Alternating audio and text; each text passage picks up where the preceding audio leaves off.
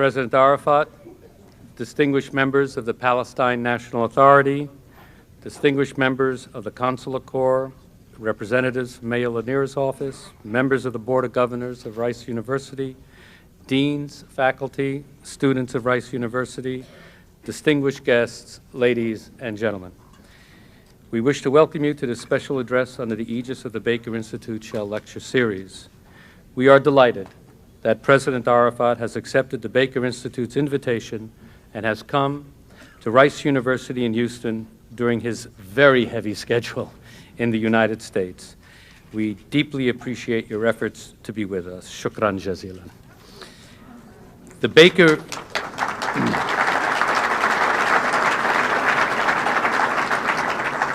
Baker Institute has been involved since its inception in addressing the Arab-Israeli peace process. The study we published last June on the eve of Benjamin Netanyahu's first visit to Washington as Israel's Prime Minister contained policy options and recommendations which we distributed to domestic and foreign leaders, including President Arafat, opinion makers, and which we believe are as pertinent today as when they were written on how to move the peace process forward. Further, we will publish in April a major study on the impact that the peace process, political, religious, cultural, and social trends in the Middle East and the Gulf have on the global energy sector. Accordingly, it is most timely to have President Arafat with us today. It is now my distinct privilege and my honor to ask the architect of the Madrid peace process and the peace process that flowed from it, the Honorable James A. Baker III, the 61st Secretary of State and Honorary Chair of the Baker Institute. Mr. Baker. Thank you. Thank you very much. Thank you very much, ladies and gentlemen. Thank you. Thank you, Ed. Ladies and gentlemen, our speaker today is one of whom it can be said without any exaggeration, he has truly changed the course of history.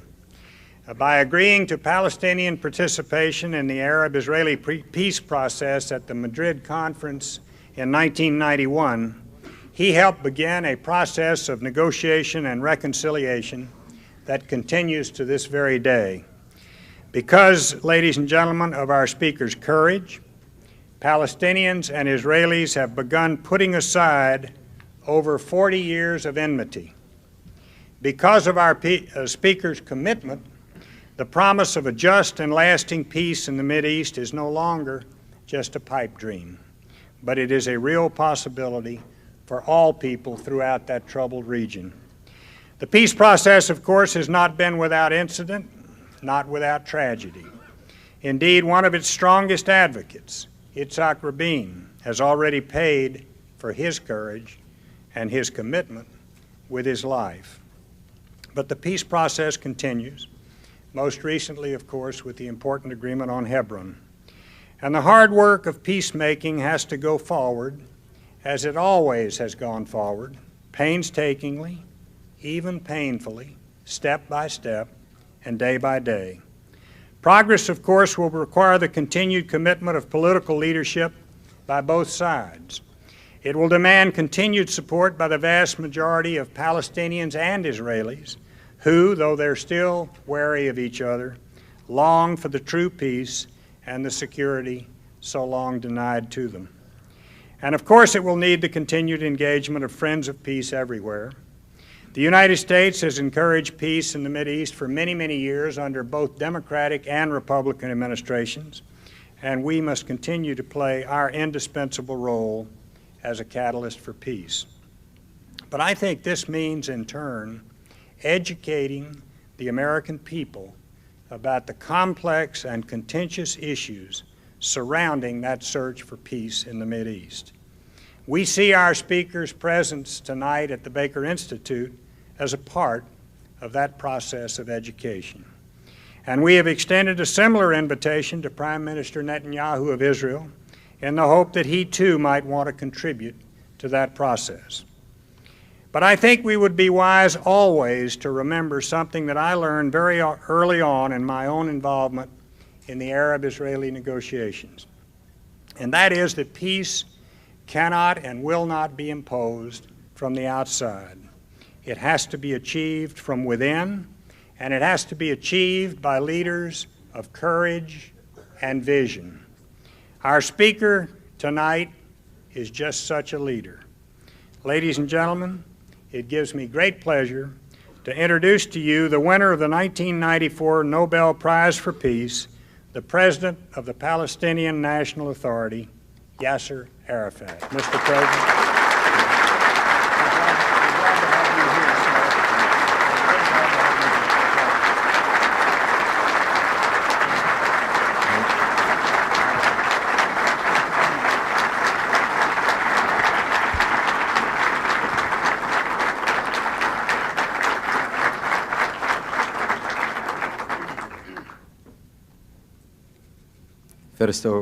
First of all, I have to apologize with my poor language.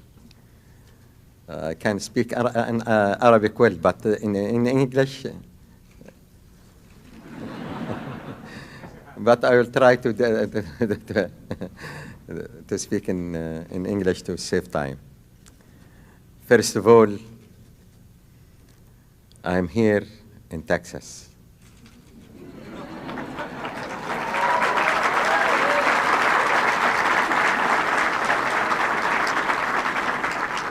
And for your information, I was planning when I finished my secondary school to come to Texas University.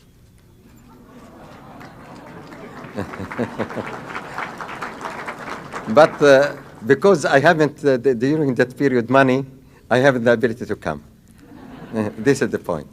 So it is something in my heart. Texas University. Then another thing is touching my heart. I can't forget the peaceful initiative which has started from Texas, from President Bush in Madrid conference.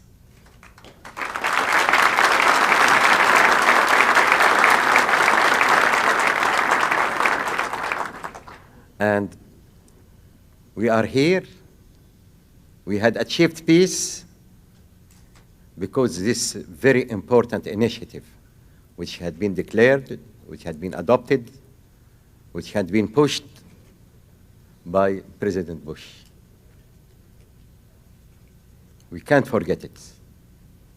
Land for Peace on the platform of 242 and 338. The international legality.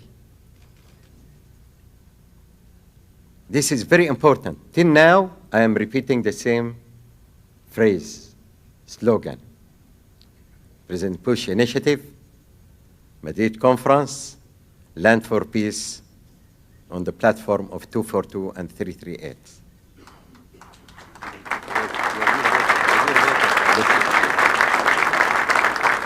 And we can't forget that the locomotive of Madrid conference was His Excellency, Mr. Baker.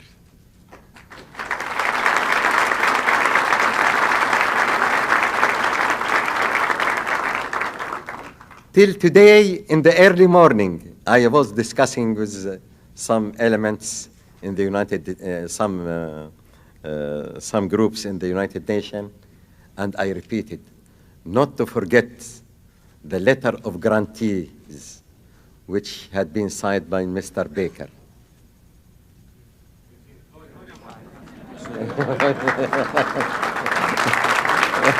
Which had been signed by Mr. Baker, which is actually one of the most important platforms of the peace process. Until now, we are repeating it because it is one of the most important foundations which the peace process had built upon it. We can't forget it. Land for peace, this means that no demographic change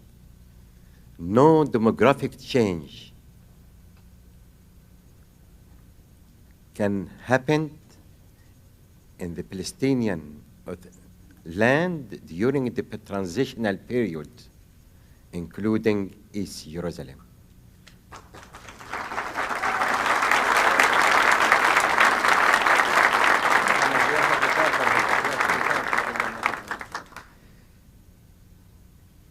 I have to apologize that I was obliged to be late 2.5 hours because we had landed in a wrong airport. We went to Atlanta, the Atlanta airport, and His Excellency President Carter was waiting for me 3 hours till I discovered after landing in the airport that it is the wrong airport. I told him, no one is waiting for us. Unbelievable, unbelievable. Yeah. But the pilot is saying, no, it is the airport which I am coming. I told him, but I am a good navigator. I am an engineer and I am a good navigator. You are a pilot, but I am a good navigator. And I can understand there is something wrong.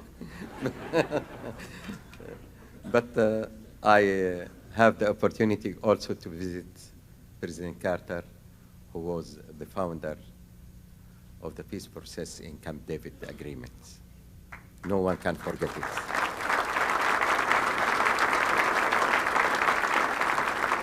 And in the same time, we can't forget as Palestinians that President Clinton was the supervisor of 2 agreements, Oslo I agreement and Oslo II agreement in the White House. And President Clinton, Carter. President Clinton, under the supervision of President Clinton in the White House, twice, Oslo I and Oslo II. And no, we can't forget, Mr. Baker, that the co-sponsors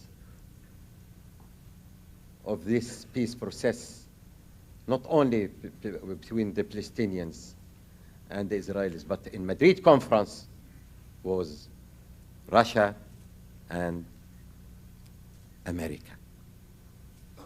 And this is the locomotive of this peace process.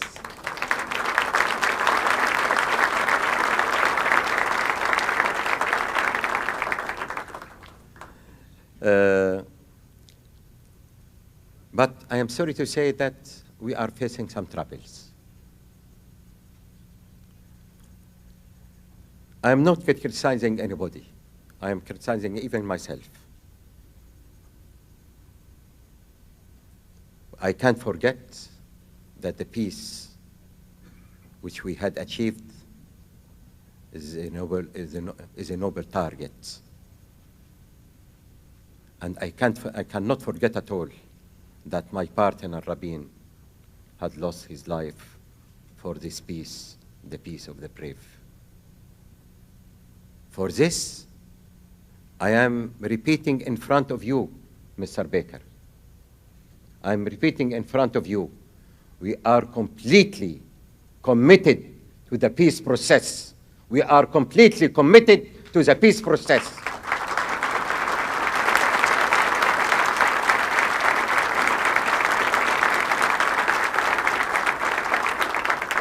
In spite of all the difficulties which we are facing, it is a noble target, not for us, not for the Israelis, not for our generations, but for our children. New era in the Middle East. New era in the Middle East for our children and their children. This is a very important target, a very noble target. And for this, we are committed to the peace process. In spite of all the difficulties and the troubles we are facing, we will continue. We will continue. We will continue. Because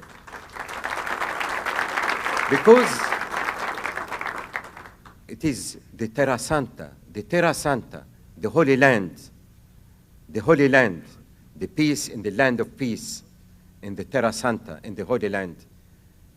It is not only for the Palestinians or the Israelis, it is for all the Jews, for all the Christians, for all the Muslims.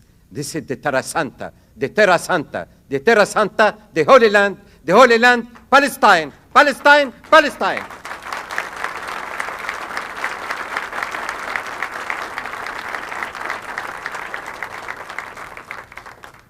And there are some difficulties here and there every time. No doubt, we are expecting it. We were expecting it that it will not go smoothly. And you can ask His Excellency, Mr. Baker, how he had troubled himself with us day by night to push forward the peace process. From stage to another stage, from stage to another stage. You can ask him, he can explain more than me, more perfect than me. But this is, as I have mentioned, is a strategic targets, a noble targets. We have to follow up in spite of all the troubles and obstacles we are facing. The last obstacles, as an example, which had been declared by the Israeli government. This Harhoma or Jabal Abu Ghneim settlement and the settlements inside East Jerusalem, which is reaching to what had been agreed upon. First of all, Jabal Abu Ghneim or Harhoma, as they are calling it, it is very dangerous settlement. And for your information, Rabin, my partner Rabin, had refused to accept because it is an old planning. He refused, my partner Rabin, to approach and push it aside. The same, my partner, Prime Minister Shimon Peres. He refused also. Why? Because it is a very sensitive issue, sensitive situation. Because Jabal Abu Ghneim, or as they are calling it, Harhoma, is a part of Beit Lahem. Is a part of Beit Lahem. And their plan is to replace Harhoma instead of Beit Lahem in the celebration of the 2,000 years of our Jesus Christ. Who can accept this among all the Christians, among all the Jews, among all the Muslims? Who can accept this? Definitely no one can accept this. And because of this sensitivity, Rabin had refused to deal with it. Shimon Peres had refused to deal with it. And I am astonished how they are insisting to deal with it now, to separate between Beit Lahem and Jerusalem. This cannot be accepted. It cannot be accepted. What is going also in isolating Jerusalem, in taking the identity cards of the Palestinians who are living in the holy city, Jerusalem, East Jerusalem. We have called it the holy city. Others are calling it the East Jerusalem. Is a big crime, because they are saying that you, as an example, some of our Palestinians who are living here, and they, for a long time they are living here, but they are from Jerusalem. So, but they had achieved the American nationality, American passport. They told them, as you have an American passport, you haven't the right to have an identity card from Jerusalem. Unbelievable. They are forgetting that Netanyahu and his colleagues have American passports, and they are not taking the cards from them.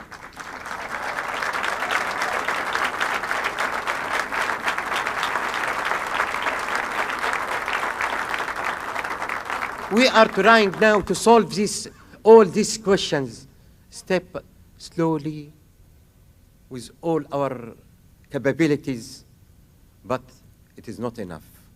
We are in need of your help, Your Excellency. We are in need of your help. We are in need of all your help. We are in need of the help of the co-sponsors, the United States of America, the supervisor of the peace process, to save the peace process, which are facing some troubles now. And I am sure we will get it. I am sure we will get it. I am sure we will get it.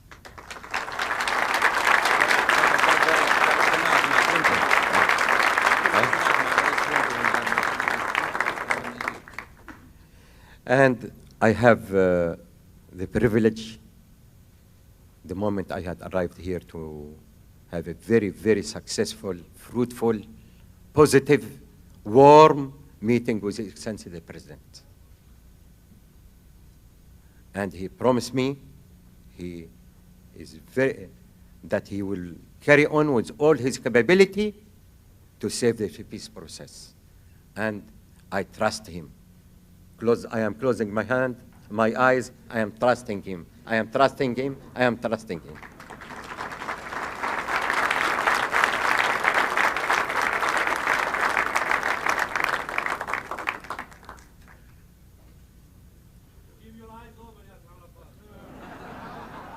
To God.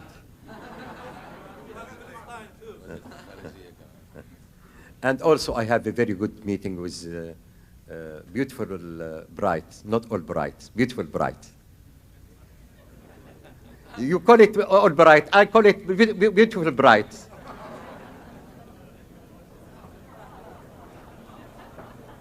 And it was a very positive meeting, and she promised also to push forward with all her capability to save the peace process.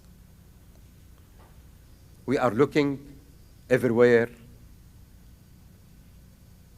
inside Israel, among the Palestinians, because we can't forget that peace has many enemies everywhere, among the Palestinians, among the Israelis, and not to forget my partner Rabin had lost his life because of these fanatic groups in Israel.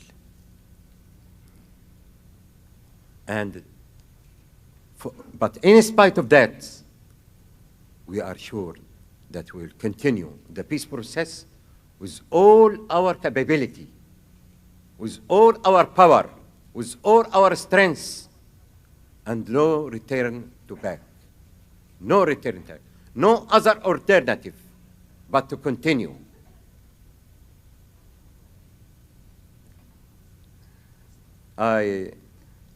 He is telling me it is enough. The time is over. The time is over. Okay, the time is over. But any question, I am ready to reply. Thank you.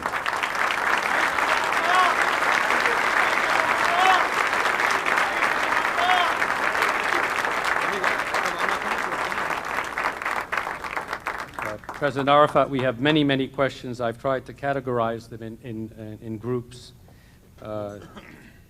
If the settlement activity in Har Homa or Jabal Abu Ghanim actually begins, what will be the consequences? Is this an issue that can undercut the final status negotiations between Israel and the Palestinians? I am worried. Truly, I am worried. I can't give you exact answer to what you are saying, but I am worried. Because what had been declared is not only touching the Palestinians, touching the Palestinians, touching the Arabs, the Christians, the Muslims, and the real Jews.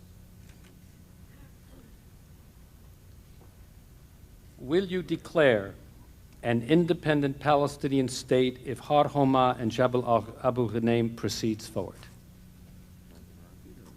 It is one of my options, no doubt. If they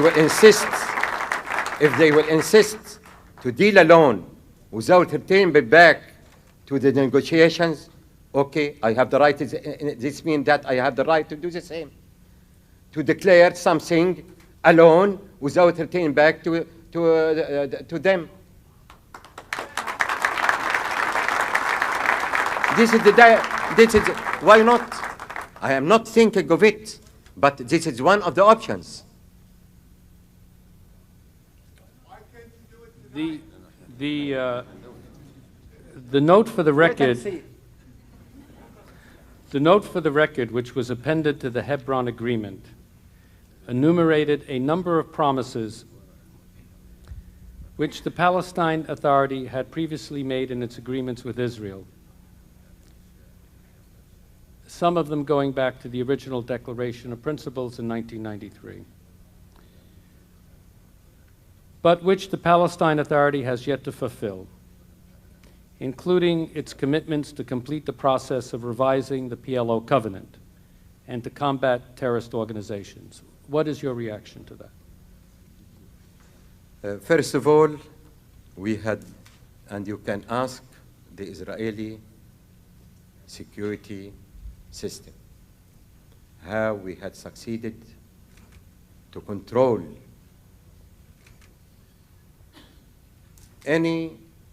the security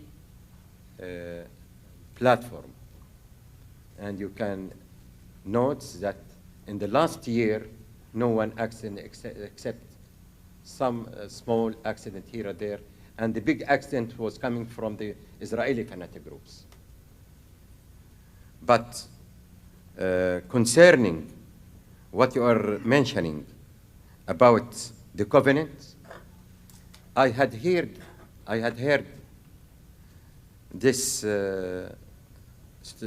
point several times from the moment I had arrived here. For your information,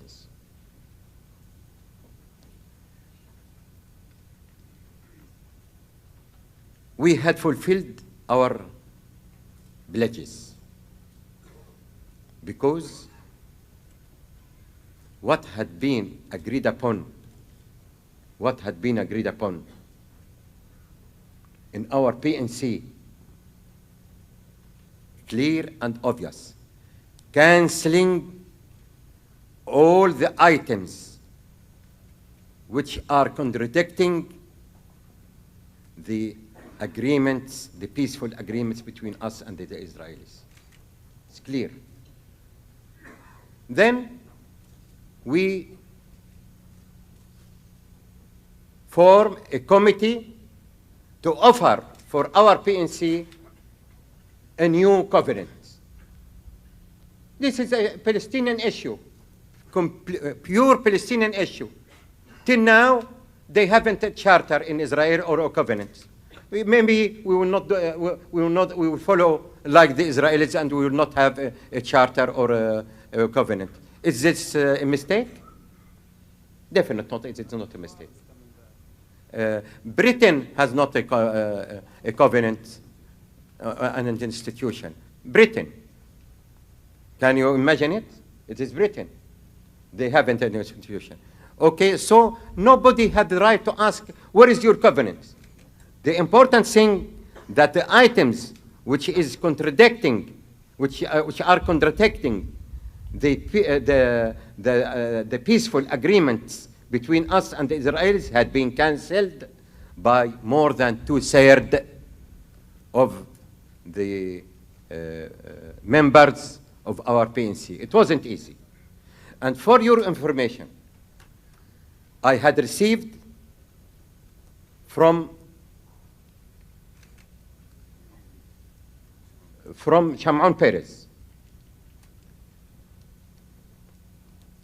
offering his congratulations to me because of my success and thanking me because I have succeeded to fulfill my pledges concerning this point, or this very serious and important point from their point of view. I had done it. Not only from, also from President Clinton, from Prime Minister Major, from France, from Norway, from Italy, from Japan, from China, from Russia. Many places had sent their congratulations to me and thanks for me because I had fulfilled my promises. So now to repeat, because I had heard it this morning, to repeat that we didn't fulfill our promises. No, we had fulfilled our promises. Two last questions. In your meetings with President Clinton and Secretary Albright, how would you characterize the administration's position on the Israeli settlement decision concerning Har Homa, Jabal Abu Ghanim? What His Excellency the President mentioned to the press, that this is a provocation and he is against what had been done.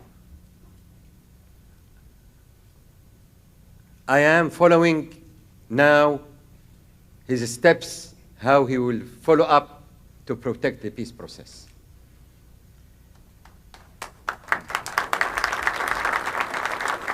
The last question, President Arafat, and I must comment before I ask you that Hanan Ashrawi, the Minister of Education, we had the honor of her coming to the Baker Institute at Rice University and addressing the students and the community here. So you could, I think, understand where this question comes from. Yes. She left her mark. What are your plans for ensuring the full and equitable participation of women in Palestinian society?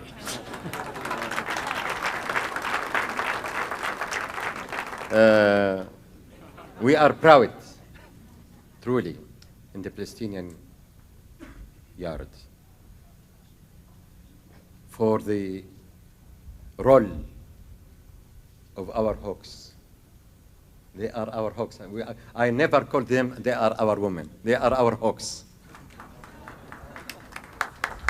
And we are proud of that because they are tough and strong enough, and we cannot forget that the Palestinian women had participated in all our struggle in the different levels, in all fronts, and at the same time they are well educated.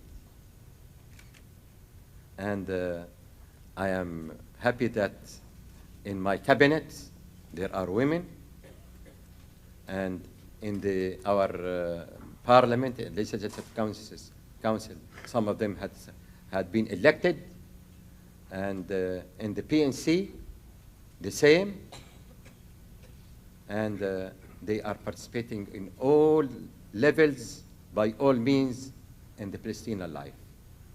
Thank you, Mr. President. Now my honor to present Dr. Malcolm Gillis, the president of Rice University, who will make a special presentation to President Arafat. If you permit me to say one thing.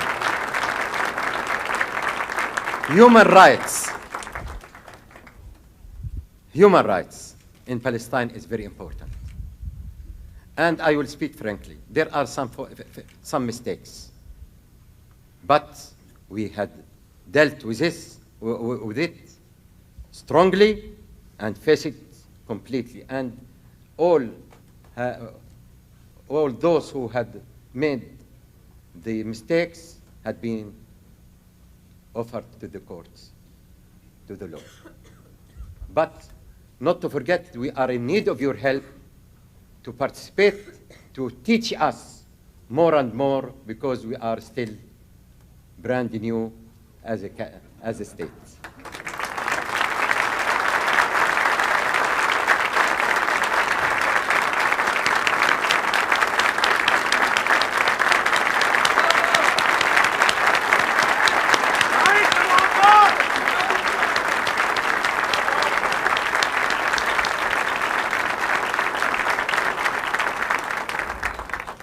Mr. President, on behalf of the Board of Governors, and the faculty, the students, the staff, the alumni, and all friends of Rice University, I welcome you to Houston and to Rice University.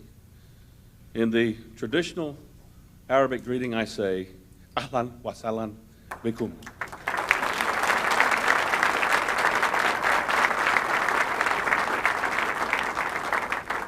You mentioned Secretary of State Madeleine Albright. Just a very short 2 weeks ago, she stood in this very room, on this very platform, and articulated her vision for American foreign policy. Your presence here today, Mr. President, marks yet another historic event in the life of this university. You have come to the United States bearing renewed hope for peace in a much venerated part of the world, a place that has nurtured the beginnings of the world, of 3 of the world's great religions. You carry with you the hopes of people of goodwill on all continents, and we are pleased and honored that you have accepted our invitation to share with us your thoughts about the peace process. There is no higher earthly calling than the pursuit of lasting peace among peoples and nations. Success will provide a lasting legacy to all those who are now living and a priceless birthright for those that are yet to be born, not only in the Middle East, but on all points of the compass.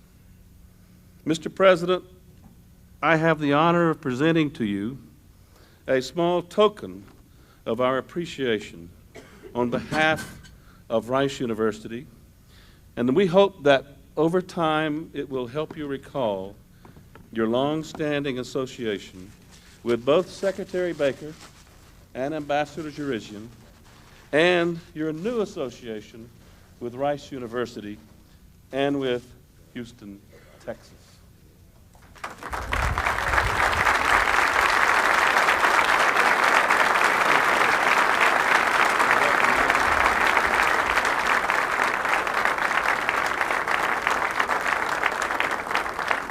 Thank you very much, President Arafat, distinguished guests. If we will now just stay in your places, and we will escort the chairman out. We cannot forget, before ending this meeting, your role in the peace process. Thank you.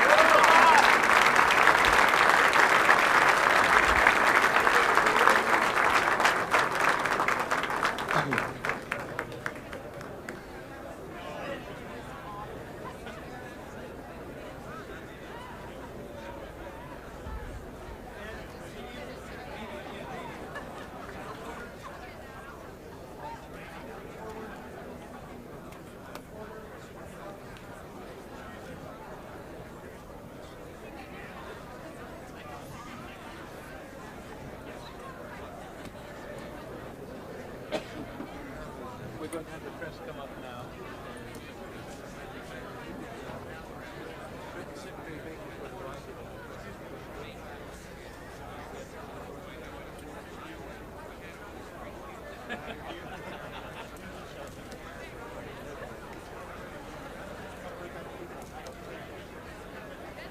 Michael, how do you want to do this? Let's just keep them right here. Okay. Hang on a second.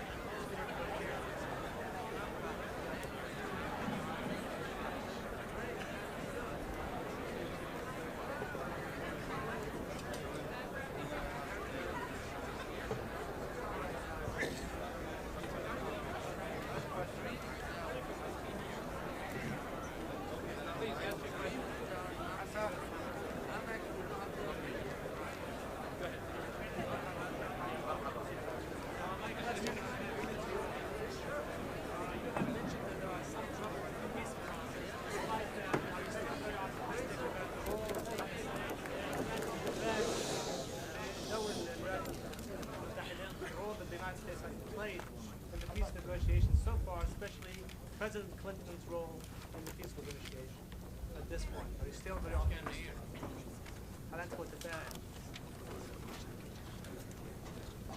Definite. And for this I am here in this very important visit. And I'm sure that we will continue together to push forward the peace process. It's not easy, but this is a noble target, as I have mentioned.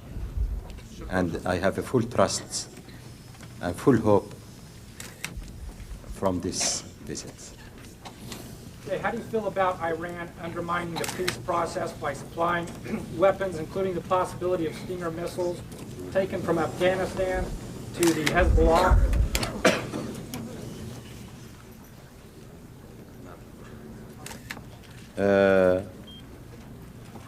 I'm sorry to say that the Iranians are supporting all the fanatic groups, including our fanatic groups in the Palestinian field.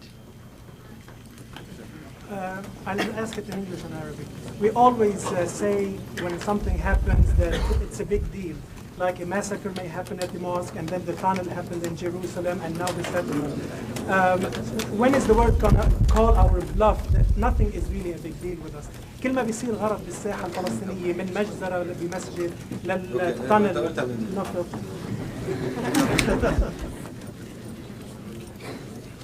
إنه أمتين بقى هالبيج ديل هالمصيبة رح تصير بقى. كل مرة منهم ما رح نتحمل بقى. هيدي هي لهون لحد هون وبس. وبنرجع نتغاضى عن الشيء وبيستمر كأنه شيئا لم يكن. أول شيء I'm sorry to I will in Arabic or in English. عرفت عربي لبناني يهمنا جواب منيح وعرفت. يعني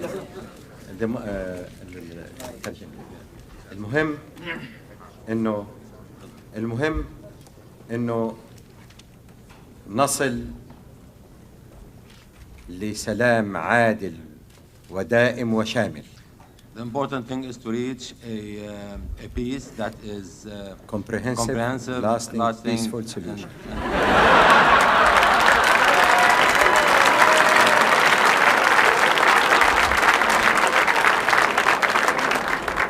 We know it is not easy. We know it is not easy because there are many enemies for the peace process. And at the two sides, to speak frankly. But the most important thing, how to push forward in spite of all the challenges which we are facing. And do you think this path is going to get us there? And in spite of that, in spite of what we are facing, in spite of what we are paying in the two sides, we are willing to achieve the real peace, not only in the Palestinian front, not only in the Palestinian track, but also in the Syrian track, in the Lebanese track, to have comprehensive, lasting, peaceful solution. Sir, I'd like to ask you very quickly, you have not traveled a great deal in America, specifically outside of Washington and New York. I'm curious just a little bit about your impressions over the last few days, and in particular, are your impressions of America and Americans different than those you might have held 10 years ago?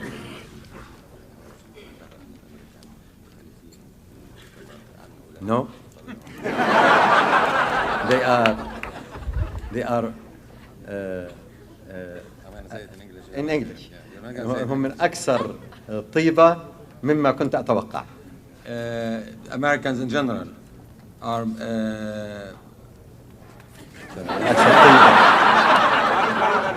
they are, good-hearted more than I have expected. And وبهذا أنا متأكد بهذه الروح التي يتمتع بها الشعب الأمريكي والقيادة الأمريكية سنحرز الشيء الكثير في عملية السلام بل وفي العالم أجمع. With such spirit among the American masses and the American politicians, we're sure that we will achieve a lot in the peace and other fields.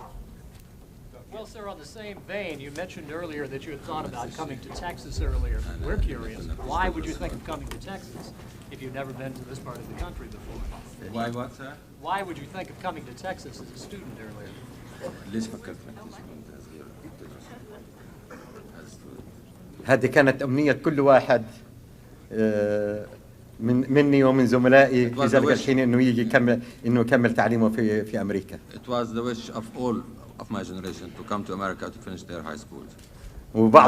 وبعضهم تمكن. Some of them managed to do that. ظروفهم المالية كانت أحسن من ظروفي. Their financial situations were better than mine. وكنت أتمنى أن يكون عندي نفس الظروف. And I wished I had the same circumstances. Yeah, that's it. Thank you very much. Thank you.